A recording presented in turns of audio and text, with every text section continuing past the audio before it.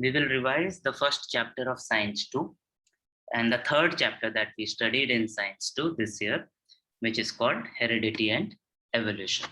As I told you already, please have your textbooks out, please have your notebooks out and refer to them. Refer to your textbooks and notes to answer the questions while we are revising.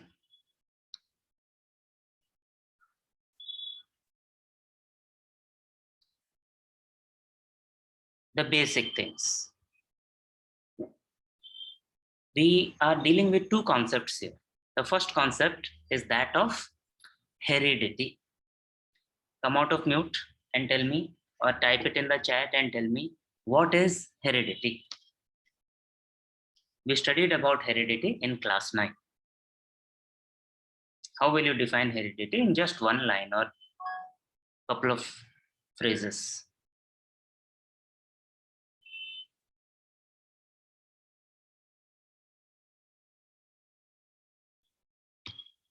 You are welcome to unmute and speak.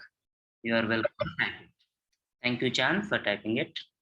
So Chand is saying the transfer of characteristics from one generation to the other is called heredity. Perfect answer. Nothing more is required for this. Right? Transfer of characteristics from one generation to another. The other basic topic that we are dealing with in this chapter is called genetics. What is genetics? This also was covered in Science 2 last year. How can we define genetics?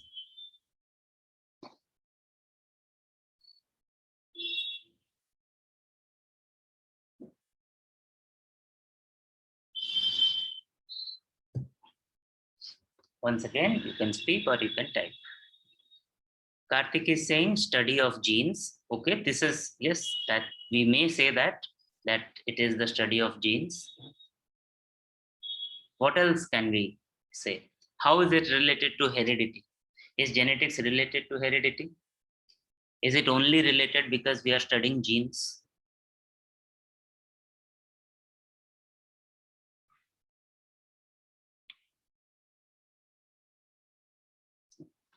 If you remember in your textbook, another thing last year, that it is the study of the process of heredity.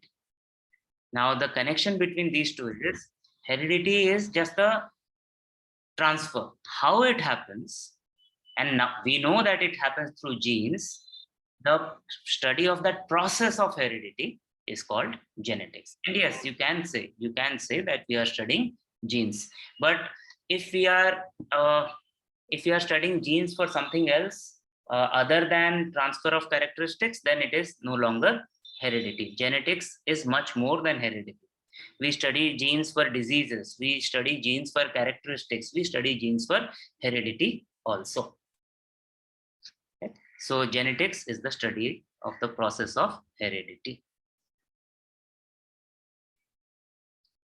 The first thing that we studied in this chapter this year was the process of protein synthesis. Protein synthesis means manufacturing of proteins. And you should remember that proteins are manufactured from amino acids. Amino acids are joined, particular amino acids are joined in a particular sequence, and then the amino acid chain folds and a protein is formed. But a lot of other things also happen before the amino acids are joined and they fold. And this process of protein synthesis is also related to the genes that we have in our DNA. Try remember, tell me, what is the first step of protein synthesis?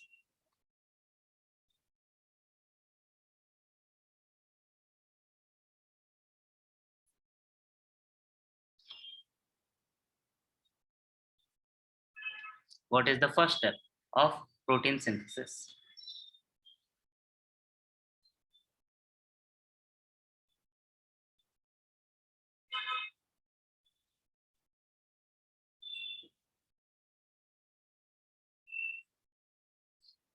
Chanda is saying transcription. Tushar is saying amino acid. Tushar, amino acid is a thing. It is not a, so that cannot be an answer. Right? Chanda, your answer is correct. We can say that the first step is transcription. And what happens in transcription is mRNA is made from DNA. mRNA is made from DNA, and this process is called transcription. No, Ankit, it is not translate. Tushar, it is not amino acid. The first step is transcription, where we are making mRNA from DNA. What is the second step? What is the next step?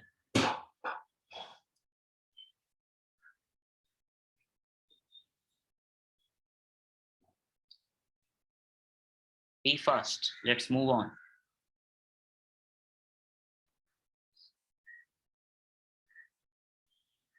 No, Chanda, it's not translation. You missed something. Where are your textbooks? Where are your notebooks? What happened to the notes that I sent you? What is the second step?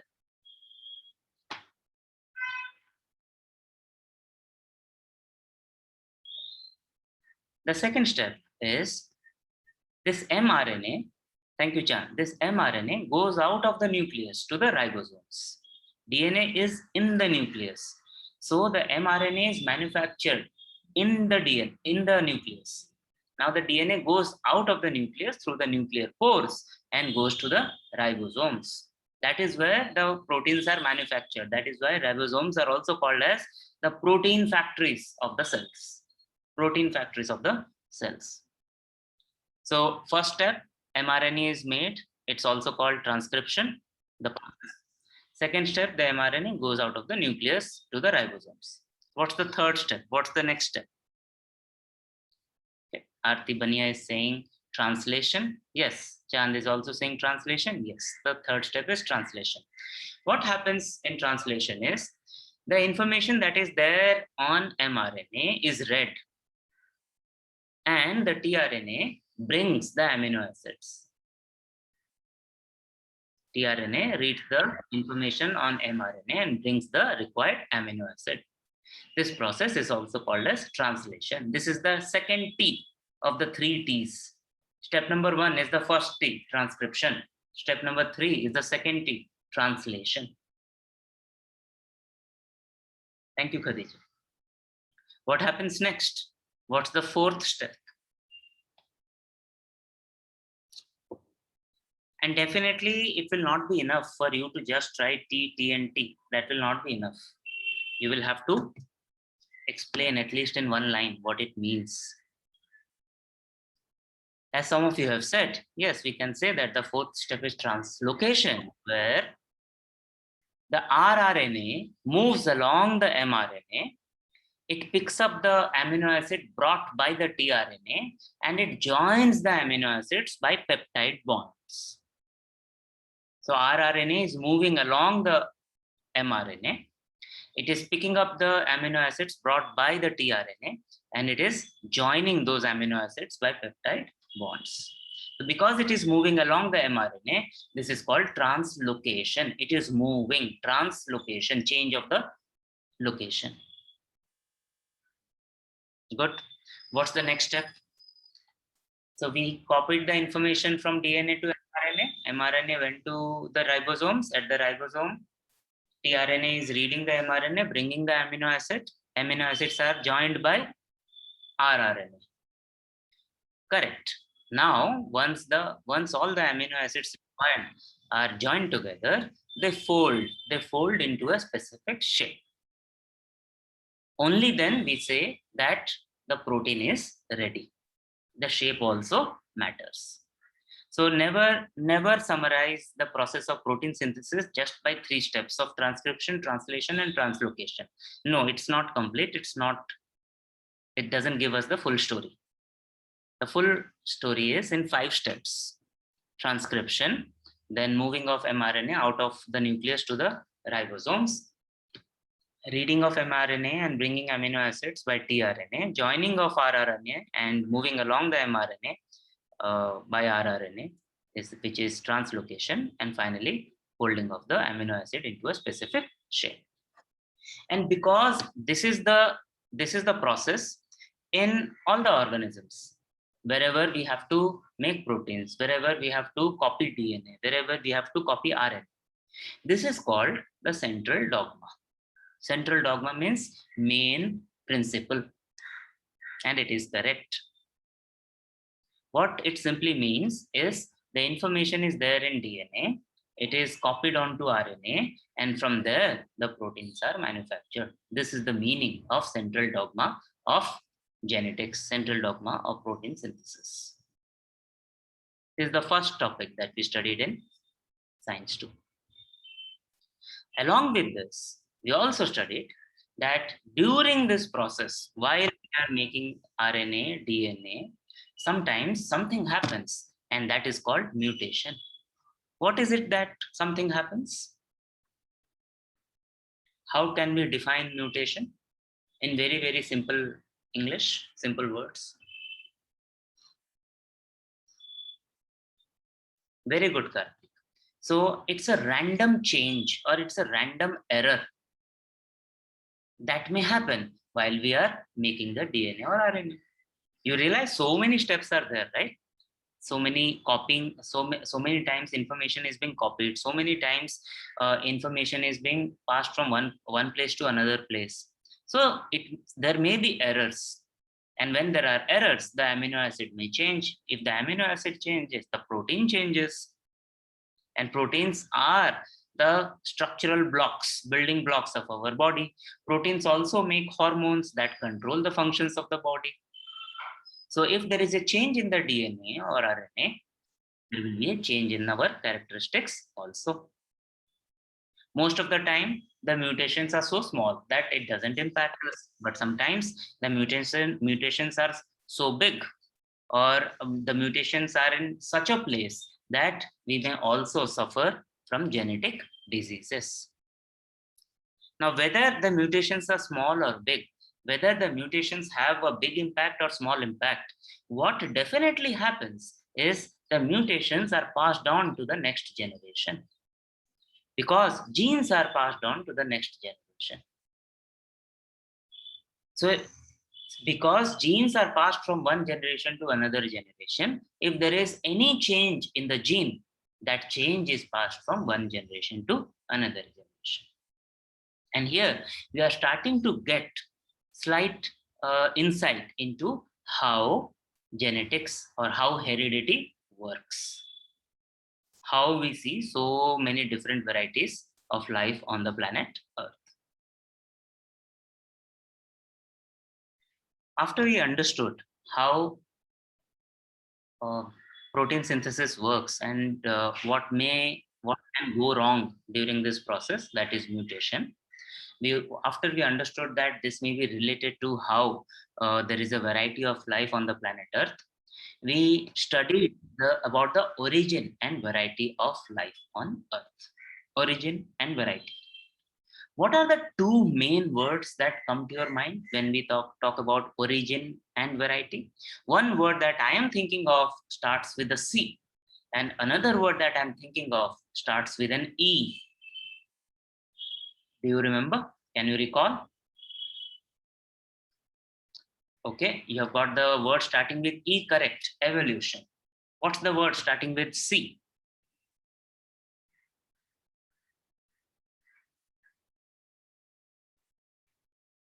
Okay, if you don't remember, no problem. Remember from on. We said that the life originated on this planet not by creation. No one created life. It just happened by chance. Right? It's not creation. But what has happened on our planet is evolution. And evolution starts from the very chance event of creation of our universe, chance event of creation of our solar system, of our planet, chance event of start of life on the planet Earth, chance event, gradual change from simple to complex forms of life. So much so that species have evolved, one species from another species, over a long, long, long period of time.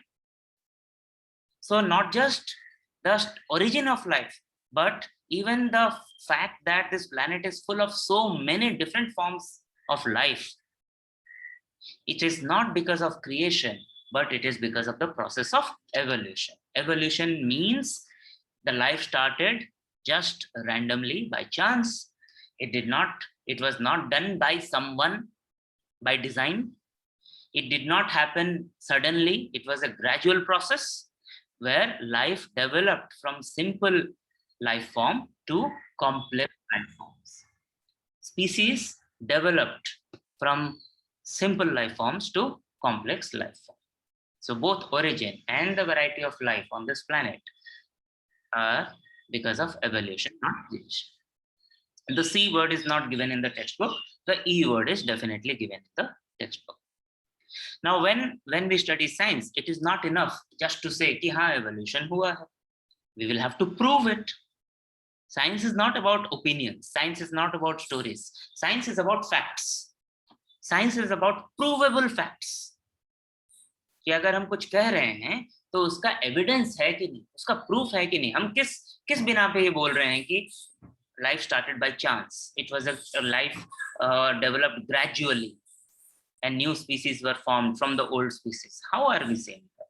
There are multiple evidences that we observe on the planet. What's the first type of evidence that we see?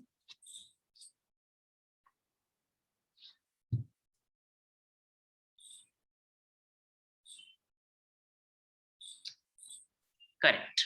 The first type of evidence is the morphological evidences.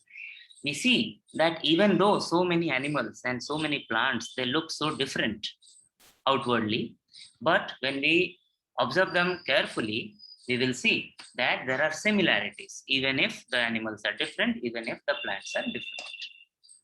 In case of animals, eyes, nose, mouth, common features. In case of plants, leaves, not just leaves, the color of the leaves, the venation in the leaves, the structure of the plant, there are similarities. So morphological evidences are evidences based on the outer structures of the organisms. But this is not the end of the evidence. What is the second type of evidence that we find? Anatomical evidences, correct. And anatomical evidences are completely opposite of morphological evidences. Anatomical evidences refer to similarities inside, similarities of the structure inside. And what gives a structure from inside? They are the bones and the joints. In animals, they are the bones and the joints. In plants, they are called something different. We have different types of tissues, right? We have the phloem, we have the xylem in plants. I'm sure you know about this. But when we talk about animals, the structure is provided by the bones. And we have seen that even though from outside, things may look different, just like the flipper of a whale and the hand of a man. But from inside, they seem to have similar bones and similar joints. Anatomical evidences. What's the third set of evidences? Correct, vestigial organs. And what do we mean by vestigial organs? What are we observing? We are observing that in our bodies, there are some organs which are of no use. If our bodies, if the animals, if the life was created by some design, then why will someone create a useless organ? There is no reason to create that if it is of no use. But those organs are there. For example, the appendix, for example, the ear muscle, for example, the wisdom tooth. So this also tells us that creation did not happen. What's the fourth set of evidences? The next set of evidences, one by one. Paleontological. So paleontology is the study of fossils. So when we study fossils, we clearly see that the older fossils are simpler, the newer fossils are complex. It clearly tells us that initially life was simple. Life forms were simpler. Complex life forms only came later. Then the question arises, if the life was created, then why was it not created at the same time? It wasn't. Life was not created at all. Life evolved from one organism to another organism, from one type of organism to another type of organism. And while studying this, we also came across this interesting method of finding the age of the fossil, which is called carbon dating, carbon 14 dating, or radioactive dating, where we use the physical property to find the age, the physical property of radioactivity.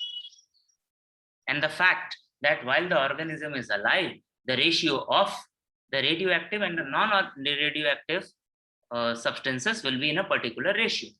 But after the death, the proportion of the radioactive element will go on decreasing.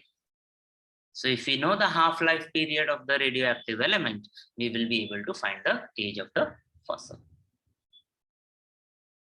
What's the next evidence? What's the next type of evidence? Connecting links. Yes, connecting links. And connecting links are not just links. Links are like, when we say links, chain would come to our mind. A chain is formed of many links. But we are not talking about those kind of links. We are talking about specific organisms, animals, plants, which do not belong to one particular, do not clearly belong to one particular group. We studied about duck-billed platypus, whether it is a reptile, whether it is a mammal, not sure. Duck-billed platypus has some characteristics which are like reptiles. They have some characteristics which are like mammals. Finally, the final type of evidence for evolution comes from the study of embryos. And when we study the embryos, especially when we study the embryos of animals of the group Chordata, we see that all of them are so similar when they are embryos, when they are very, very small, at the early stage of development. Only later, they become distinguishable. They become different. But at a very, very early stage of life, at the embryo stage of the life, they all look the same. So the similarity, the existence of useless organs, the complexity of the fossils that we find, existence of connecting links, and the similarity in the embryos of the chordates, they all tell us that no, life was not created. All these life forms, all these species were not created separately. They are similar because they must have evolved from a common ancestor. Evolved. Evolution. These are the 6 types of evidences. And this was the second part of the chapter, that we understood what evolution is, and we also understood why we say evolution did occur. But the bigger question, more important question is, if this happened, how did it happen? How does evolution work? For that, we studied about the theories of evolution. There are many theories. We focused on 3 primarily. Lamarck's theory, which talks about use and disuse of organs. This should bring to your notice, you should think about giraffes when we are talking about Lamarck. He said, when animals use a particular organ, it becomes longer, it becomes stronger, it becomes, yes, it is more used, it develops into an acquired character. We can also think of a very simple example, that someone who is an ironsmith, Lohar. Ironsmith is constantly working with hammer. Right? So what Lamarck's theory says, that because the ironsmith is constantly using the muscles of his arms, the arms are getting stronger and stronger. The muscles are developing in the arms. And this development of muscles in the arm, or the arm becoming stronger, he called as acquired characters. But then he said, these acquired characters are passed from one generation to another generation, but that is not true. You know, just because someone's, it is not necessary that the sons and daughters of actors are good actors. It is not necessary that sons and daughters of wrestlers are wrestlers. Not necessary. Yeah. So this theory did not work. Then came Darwin. His theory was completely different from what Lamarck was saying. Darwin said that the whole story starts with reproduction. Different species, animals and plants, they keep on reproducing. And because of the increase of the population, there is a competition for food, competition for survival. And this competition acts as a process of selection, which is called natural selection. And whichever type, whichever organism, whichever sibling is stronger, fitter, they survive. And because they survive, their proportion in the population increases. And of course, they pass on their characteristics to the next generation. He could not explain how. He could not explain how the characteristics are passed from one generation to another generation. But he could explain that assuming characteristics are passed from one generation to another generation, this competition, this natural selection, this survival of the fittest is the cause of evolution. It was not until De Vries came up with his theory of mutation. This is the person, he is the person whose work is almost as good as, or whose theories are very, very similar to what Johann Mendel said. Johann Mendel's experiments proved, but he could not say it in as many words. Right? So De Vries said that characteristics are passed from one generation to another generation using genes. And when there are problems in the genes, when there are changes in the genes, the change in the characteristics are also passed from one generation to another generation. So when we combine what De Vries said with what Darwin was saying, then the story becomes complete. Okay? What Darwin said was correct. It was not complete. Now we definitely know that it is the genes in the DNA that control the synthesis of protein. Proteins are the building blocks of life. So if there is a change in the genes, there will be a change in the proteins. And these genes are passed from one generation to another generation. And that is how evolution works. Although we are getting almost a complete story when we combine Darwin's theory and De Vries' theory of mutation, there are still some other factors that affect evolution. Still some other factors. One factor starts with a G. The other factor is also starting with a G. Let us see if you remember what are these factors that I am talking about, that I am referring to.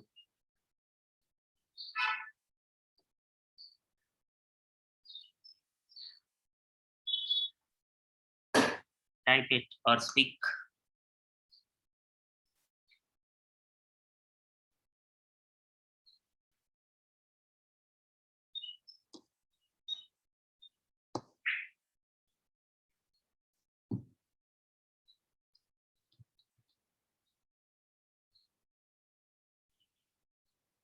Now we are at a place in textbook which is called speciation. That is where we are in the revision. Just above human evolution.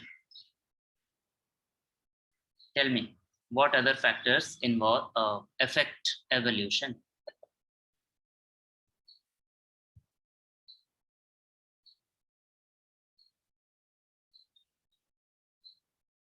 Thank you, Jan. So the two G's are geography and genes. If the geography changes, then the organism will have to adapt. If once upon a time it was very hot, then the type of organisms that would have evolved, they would be good to survive in the heat. But if suddenly there is an ice age, then they will not be able to survive. Then only the organisms that can survive the cold, they will survive. So that this is geographic variation. Sometimes somewhere we have mountains, somewhere we have plains, somewhere we have oceans. So depending on the geography, we will have the corresponding type of organisms. Another one is genetic variation. Of course, if there is a change in the genes, the characteristics will also change. Along with the variation in geography and genetic, there is another factor which is isolation. Geographic as well as reproductive. And they are related. Suppose that there is a piece of land or there is an ecosystem which is disconnected from the rest of the world, like an island. Island need not be very, very small. Island can be as big as Australia or Antarctica. They are also islands. When that happens, when the link between that piece of land and the rest of the world is very, very less, now the evolution that happens at that place is unique to that place. The organisms that live there, they can only reproduce between themselves. So isolation also causes evolution. Isolation also causes speciation. That is why kangaroos are found only in Australia. Nowhere else has that evolution happened. That particular evolution happened where kangaroos were produced. No, it happened only at that place, in that place on the continent of Australia. Very prime example, simple example. The last part of the chapter was about human evolution. How did we human beings evolve? Right? And there are a lot of dates, lot of names, different types of organisms. But let us focus on the major changes that happened in our evolution. What would be the first change that we can identify in the path of human evolution? What will be the first milestone? Milestone means मील का पत्थर. सड़क के किनारे highways पे लगे रहते हैं ना board, Varanasi 200 kilometers.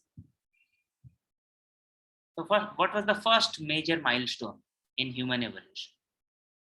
And we are not talking about names. We are not talking about Australopithecus or Homo erectus. No. Let me start you by saying loss of tail. We started with a monkey-like animal, but then first, yes, disappearance of the tail, loss of tail. First major milestone. What's the second major milestone? Refer to your textbook. What's the second major milestone? What happened? Karthik is saying erect posture. Something else happened before that.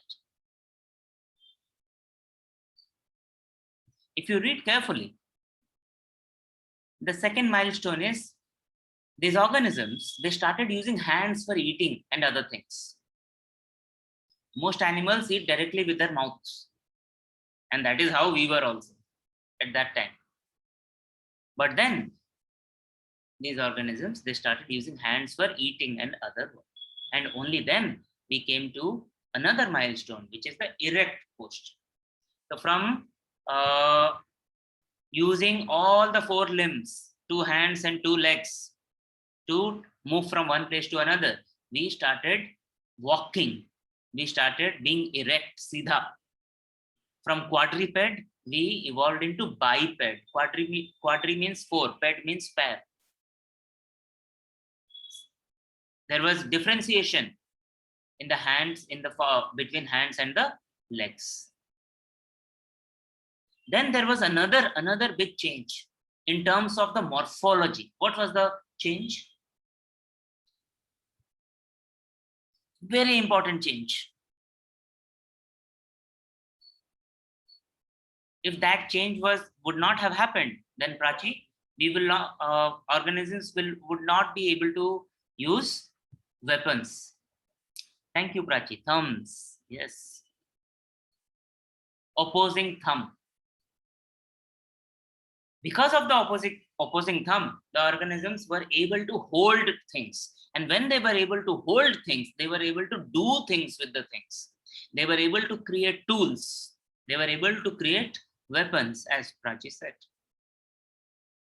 What was the next milestone? What happened after this?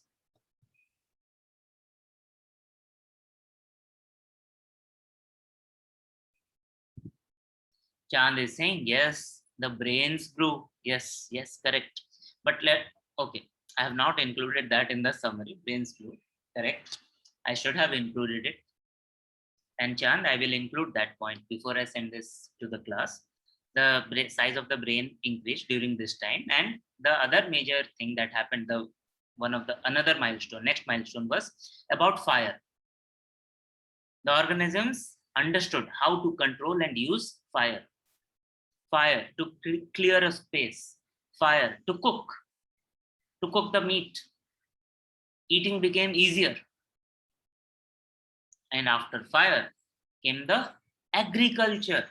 In agriculture came animal husbandry, which Prachi is calling rearing cattle. Rearing cattle we can call animal husbandry. Pashupalan, in Hindi it is called. And the moment agriculture and animal husbandry happened, we were forced to live at one place, no longer be nomads. Cities were developed. Then writing happened, which was part of the cultural development. After we started writing, we started keeping record of our history. Then modern sciences developed. Finally, the age that we are living in is the industrial age. Anthropocene. Although it is industrial age, we are the organisms, we are the animals, we are the species that is so impactful now that we are able to change the nature. We have affected that nature, and maybe irreversibly. Good ways, bad ways. Bad ways, the global warming, the pollution. And this is where the chapter ends. What you will do as part of homework is, please once again study from your notes, study from your textbooks, compare पहले आपने क्या लिखा था, क्यों लिखा था, and go through the study guide. What more questions are there, how they have answered the questions. But always remember, especially in maths and science, answer using points, not paragraphs. With that, the revision of this chapter is complete.